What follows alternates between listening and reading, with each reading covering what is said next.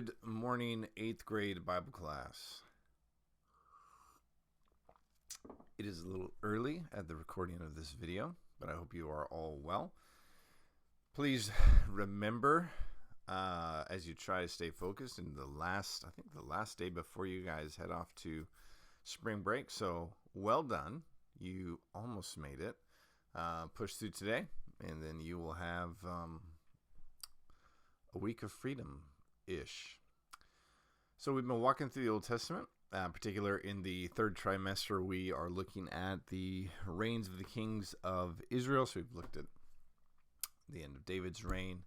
We've looked at Solomon's reign, the splitting of the kingdom. We've looked at the ministries of Elijah and then Elisha. We've looked at the kings of Israel, the kings of Judah, Ahab in the north, and Rehoboam and his line in the south. And we have looked at Israel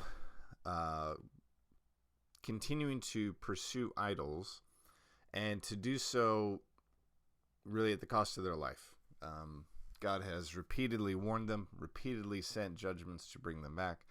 They've resisted every call, every attempt, and so they are in exile. So in 2 Kings 17, Samaria and the northern tribes of Israel go into exile.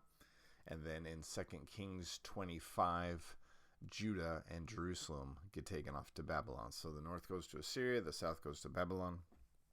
And even when we come into the New Testament, while people are back in the land, I would argue that there are elements that never came back with them. That in some respect, Israel is still in exile when Christ shows up on the scene.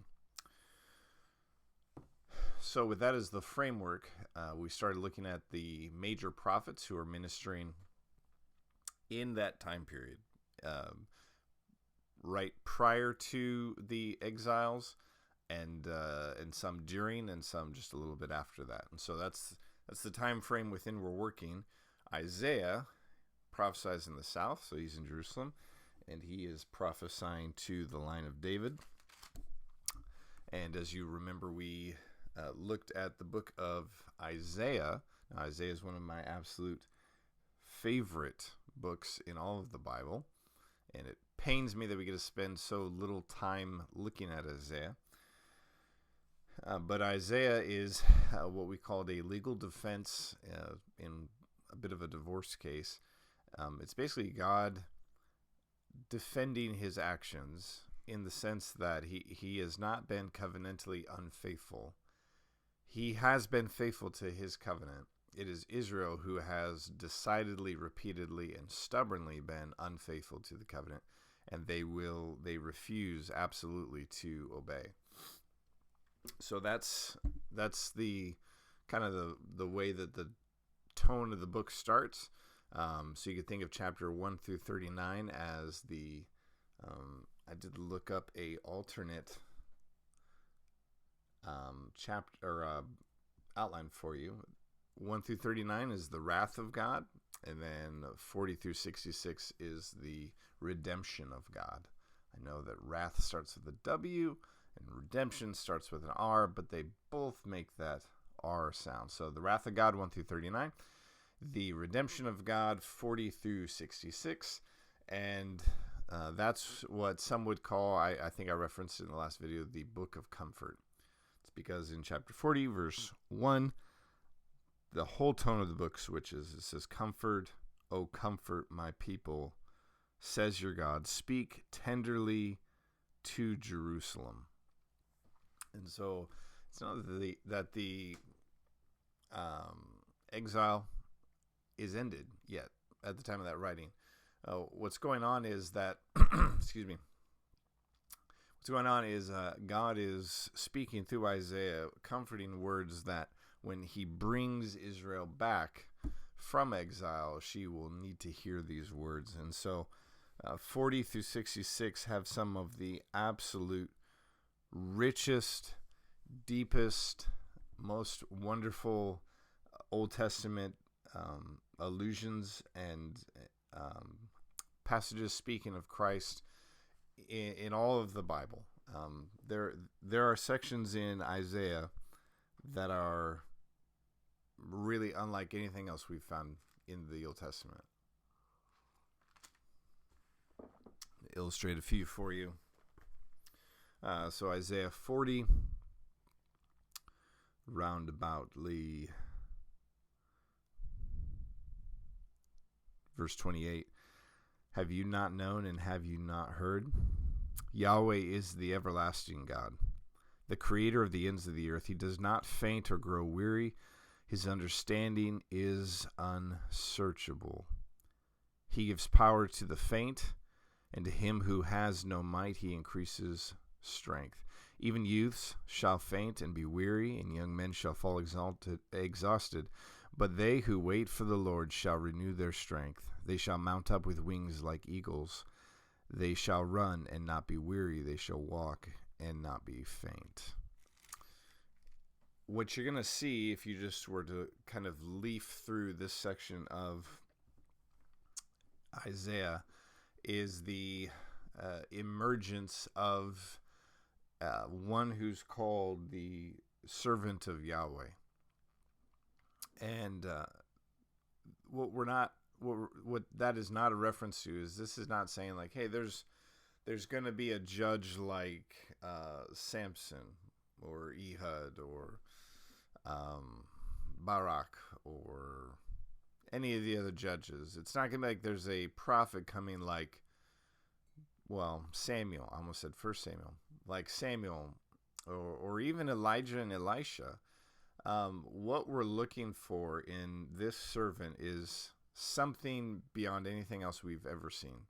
So as this servant is described, there are things said of him that really cannot be said of anyone else.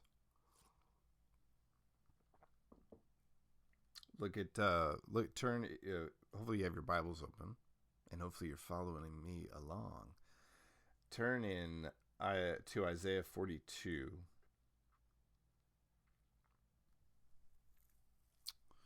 Isaiah 42 verse 1, behold my servant. So here, these are called the servant songs because they're poetic and they are about the Lord's servant, not just like the generic servant, but about Jesus.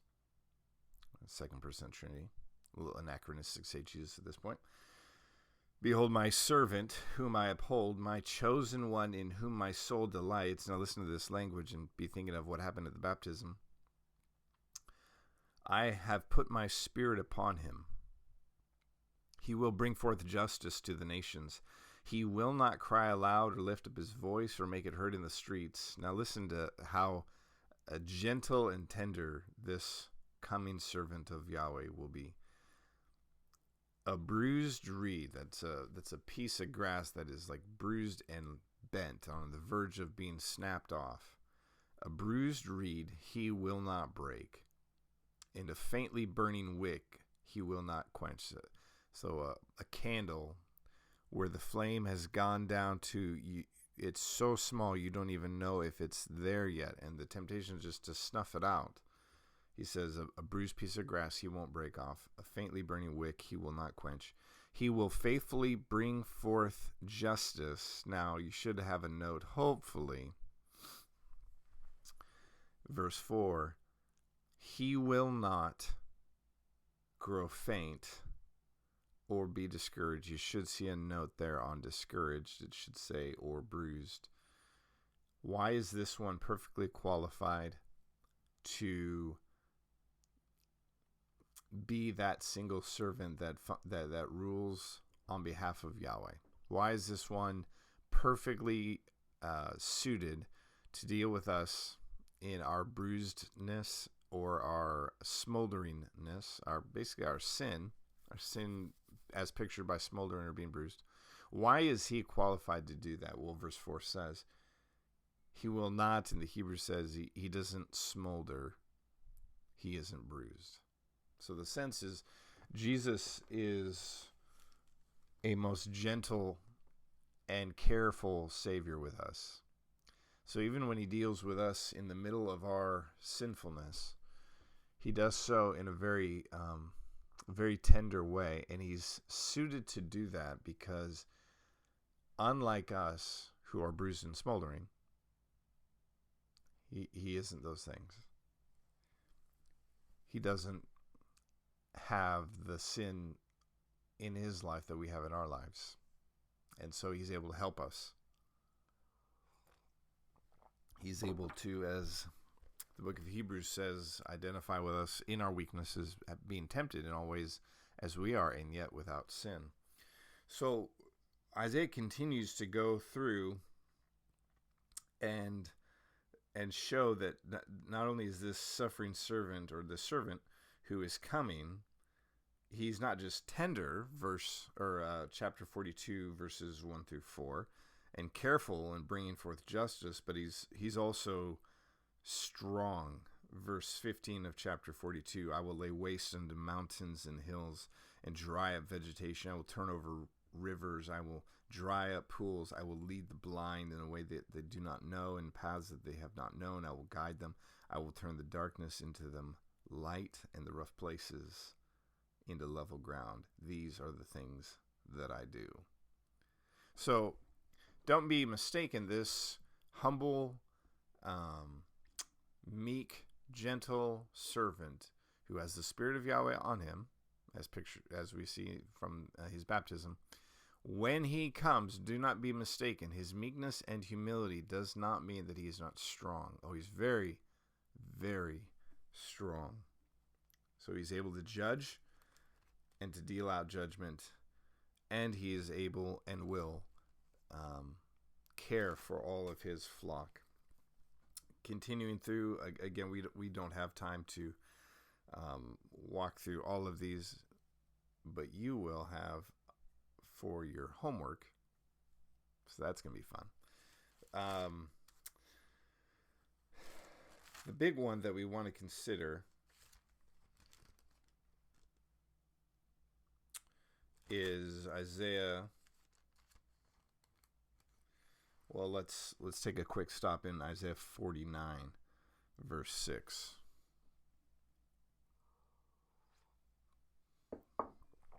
Isaiah 49, verse 6, he says, is it too light a thing that you should be my servant? Again, this is Yahweh speaking to the servant, or to Jesus. To raise up the tribes of Jacob and to bring back the preserved of Israel. I will make you as a light for the nations, that my salvation shall reach to the end of the earth. Thus says Yahweh, the Redeemer of Israel and his Holy One, to one deeply despised, abhorred by the nation, the servant of rulers. Kings shall see and arise, princes, and they shall prostrate themselves, because of the Lord who is faithful, the Holy One of Israel who has chosen you. So there's another theme that emerges in Isaiah as we're looking at the role that the servant plays, and that is that now we kind of speak of it in an odd way, the eye of God, or God's intention and God's purposes. It's not limited to just Israel. Sometimes there's this thought in looking at the Bible or in thinking through theology. There's a thought that God is only really primarily concerned with the nation of Israel. And I think that that's fundamentally a wrong view of looking at the Bible. I don't know how else to make sense of things like Genesis chapter 12 and chapter 15, where God explicitly tells Abraham, I'm blessing the world through you. It doesn't say I'm blessing you only. I'm blessing the nations through you. He repeatedly says that Israel is a light to the nations. Well, yeah, he will do specific things with Israel. He will send them the prophets. He will give them his scriptures. He will give them a temple, a place to sacrifice, a land. He give them a monarchy, everything that they need to succeed. But his end goal has never just been the salvation of one nation. He's always had his eye on the nations, plural. And so,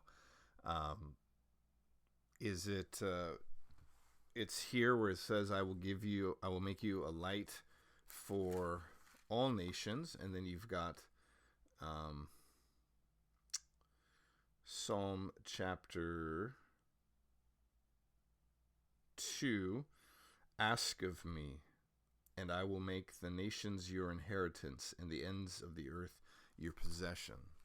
So in that conversation, it's the Father speaking with the Son, the first person of the Trinity speaking with the second person of the Trinity. And he says that if you ask of me, I will give the nations to you. And he asks and he receives, and he becomes the ruler of all nations. So God is not just pursuing wandering Israel, though he is, but he is also pursuing people from every tribe, nation, and tongue, to put it in kind of the words of Revelation. So that's also a theme that runs right alongside. God is pursuing Israel. He will bring her back from exile, and he will do so by means of his suffering servant. And he will also be pursuing the nations. Turn to Isaiah 52, and this is what you guys are going to be doing for your homework. A little bit longer homework today and a little bit shorter video because I want to save you some time for that.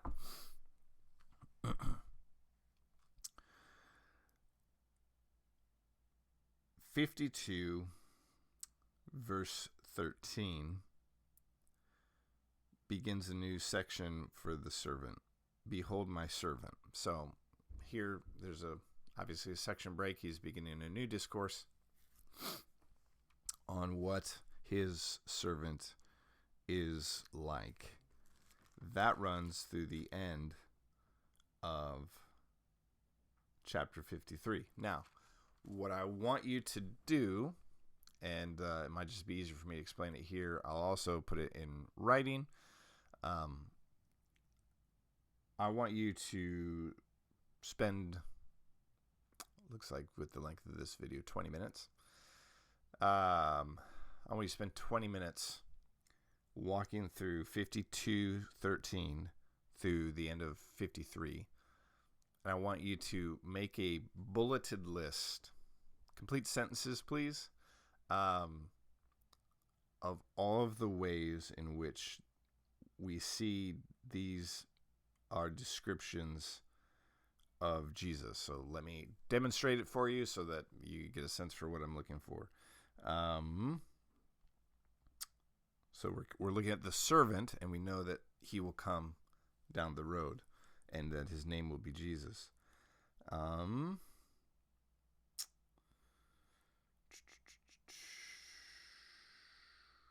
Actually, I'll probably just have you start in verse 1 of 53 to make it easy. Who has believed our report? And to whom has the arm of the Lord been revealed? That's to whom has the strength of God been revealed? He grew up before him like a young plant, like a root out of dry ground. So I would say, like, Jesus, it says in Luke, grew in wisdom and stature before the Lord. So very similar to that. He had no form of majesty that we should look on him. I would put verse 2. Jesus also is he has no physical aspects that separated him from anyone else. He looked just like a normal man because he was a man. He was despised and rejected by men. So here these are really easy. Jesus was despised and rejected by men. A man of sorrows. Jesus was a man of sorrow. His life was filled with grief. He was acquainted with grief as one from whom. So you would see, like, and I would just want to see some of these enumerated out. And I'm mainly looking for you to think through, okay, how is what I am reading very, very similar to, or how is what I'm reading lived out in the life of Jesus? And so I want you to do that through the end of 53 and send in a bullet pointed list and spend the 20 minutes on it. I wish we had time to go through the rest of Isaiah because it is amazing, but we don't. So I'll have you spend the rest of your time today, 20 minutes, on making a bullet-pointed list from chapter 53. And I hope you have a good spring break.